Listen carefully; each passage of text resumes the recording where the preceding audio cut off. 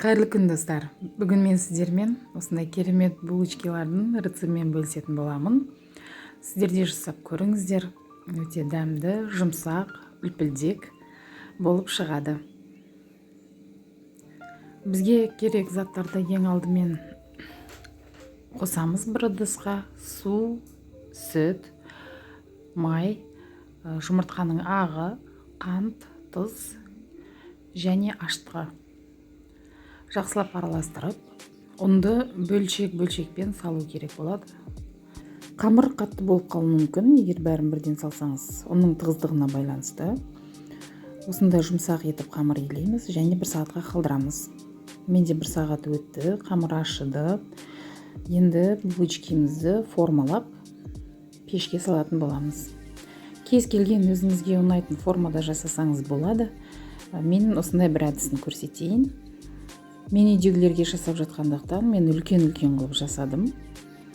Егер сізде қонақ келетін болса, немесе үлкені ыңғайсыздау болатын болса, майда қылып, кішірек қылып жасасаңыз болады. Бірінші осылай бөлшектерге бөліп аламыз. Жаңағы мендегі порциядан 16 осындай бөлшек шықты. Оның барлығын домалақтап, тағы да 10-15 минутқа бетін пленкамен жауып қалдырамыз.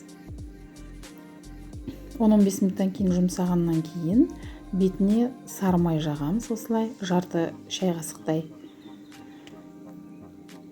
Сосын оқтаудың көмегінсіз қолымызбен жаятын боламыз. Осылай әр бөлшекті аламыз да, осылай қолымызбен жайып, жаңағы майменен трубочка сияқты етіп ораймыз. Нан осындай жұмсақ болғандықтан ол тез қолмен жайылады. Осылай оқтаудың көмегінсіз ыңғайлы жұмыс жасауға. Май болғандықтан қолға ешерге жабыспайды. Жаңағыдай айтқандағыдай өз қалаған формаңызда жасасаңыз болады.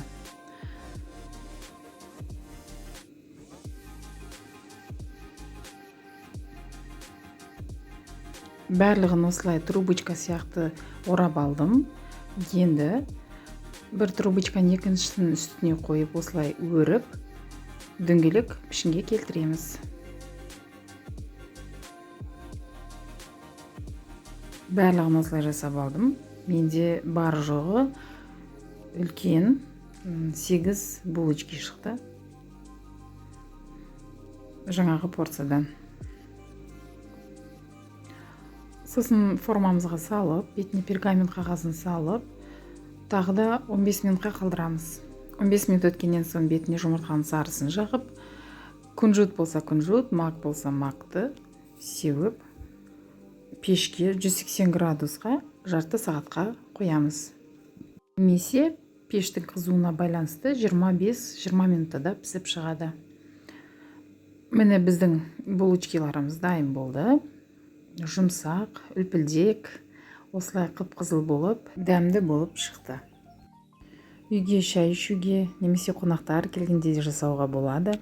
Міндетті түрде бір істегеннен шығатын булочкалар. Әдеттегідей тағы да сұрайтыным, егер менің каналым ұнаса, менің түсіріп жүрген рецепттерім ұнаса, міндетті түрде лайк басып пікір қалдыруды ұмытпаңыздар.